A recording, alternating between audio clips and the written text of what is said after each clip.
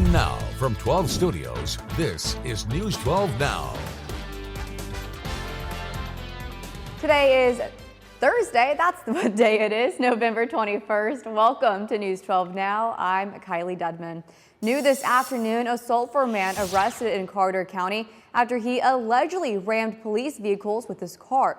Court documents stated it happened on Monday when 21-year-old Joshua Brown was leading 4 Ardmore police and Chickasaw Light Horse officers on a pursuit that went from the city streets to Highway 70, Highway 77, and I-35. It states Brown ran his car into 2 police units trying to injure the officers. Attorney General Ken Paxton sued the city of Dallas for adopting a city charter that would decriminalize marijuana-related offenses. Earlier this month, voters in Dallas approved Proposition R. It passed with about 67% of the vote. This means Dallas police won't be able to make arrests or issue citations for people caught with less than 4 ounces of marijuana. It also prohibits the smell of weed being used as probable cause for searches or seizures. Paxton says they are in violation of Texas law. He has sued Denton and Austin over similar measures. The University of Texas announcing a plan to allow students to attend without paying any tuition or fees. It applies to Texas students admitted to any of its 9 campuses statewide if their families make less than $100,000 a year. The plan is the first in Texas and one of the few in the U.S. to offer such a sweeping financial aid benefit. Now, according to the university system, more than half of all UT students receive some type of financial aid. The plan is expected to be approved today and will go into effect in the fall of 2025.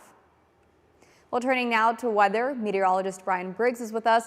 Brian, it was an awfully cold start to our day, but now that the sun is up, it's starting to heat up, but not that much though. No, very similar to what we had yesterday because it was quite chilly, but we're actually already warmer than where we were at from this time yesterday. So that's the thing. It got cold though this morning. 20s and lots of 30s. So many of us actually hit that freezing mark.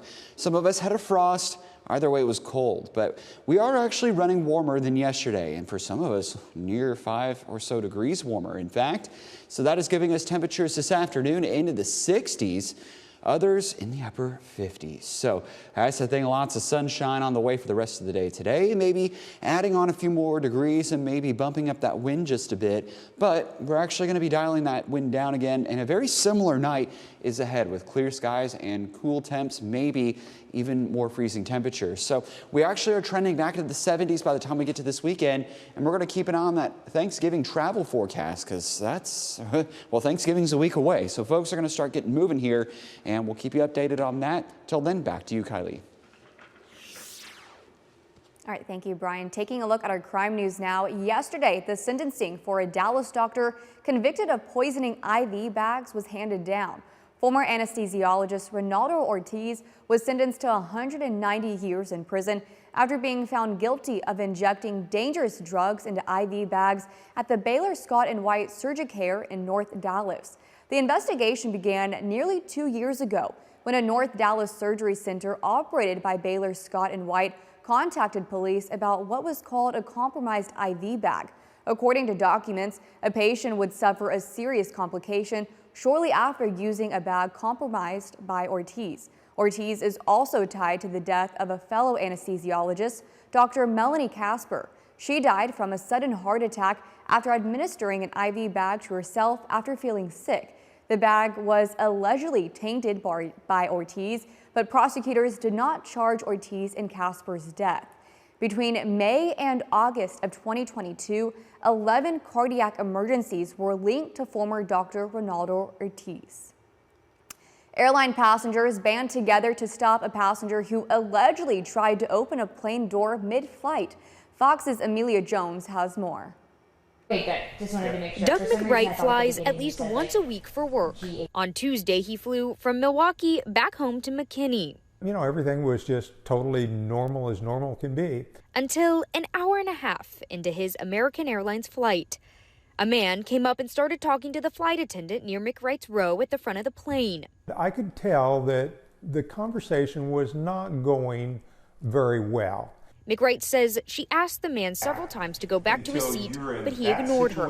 McWright says he saw her motion behind her back for help, so he jumped up and spoke to the man. Got up and said, you know, sir, she wants you to go back to your seat. You need to get back to your seat. In a matter of seconds, things took a turn. He turns and he says, I'm getting off this flight. I want off this flight. According to an incident report, the man rushed the flight attendant and lunged for an airplane door, hitting the flight attendant. McWright says he grabbed him from behind and held him back. We were 30,000 feet in the air flying 300 and some mile an hour. There wasn't any time to think.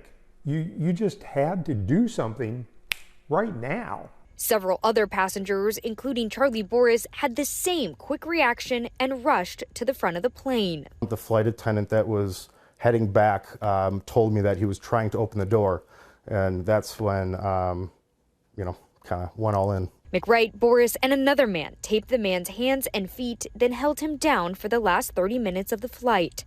It was then that McWright took in what just happened. When I looked and saw those people in the aisle, it was just so emotional because you knew how those people at 9/11 felt at that point. You really did. When they landed, DFW airport police and the FBI were waiting for them. It was kind of just a fight or flight situation, and there were some people, everyone just really helped and put together effort, and we all get to go to Thanksgiving. Something McWright is very thankful for, too. For me, it wasn't like there was a choice. There wasn't a choice. It had to get done. And that was Amelia Jones reporting. Well, if you've ever had someone knock on your door pretending to be a utility worker and asking for money, you're not alone. Scammers can call, show up at your door, or even post advertisements with fake information online. They will pose as utility workers and often say your service will be cut off if you don't pay immediately. Officials with Atmos Energy says any mention of payment is a big red flag. It's a real issue. This isn't something that, it's not the, check your kids' candy at Halloween. It is an actual issue that affects everyday people.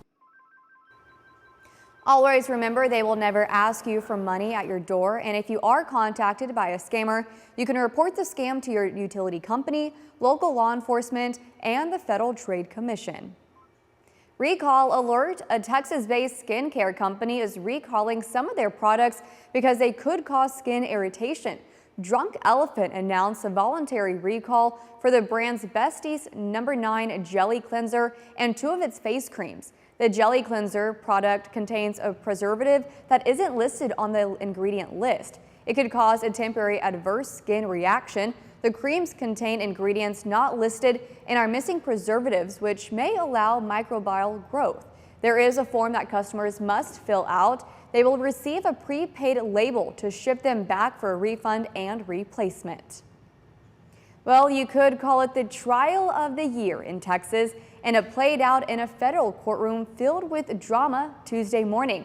Students from Texas A&M University Corpus Christi played the roles of the Big Bad Wolf, the 3 Little Pigs, Little Red Riding Hood, and Goldilocks. In addition, local elementary students served as judges, lawyers, jurors, and other roles for the mock trial. The U.S. federal courthouse was packed with media and spectators as the surviving Little Piggy and other witnesses testified. This fairy tale trial was created to show students how the judicial process works, but with a unique, fun twist, of course. It was also set up to give them a chance to acquire critical thinking skills and learn the importance of constitutional rights. Thank you for watching today's News 12 Now. Make sure to subscribe so you find out why Texoma turns to us. You can also follow us on Instagram and Facebook, where you'll see more social media exclusive content. Want more News 12 Now? Watch us live every weekday through the KXII app on your phone or TV and through our website.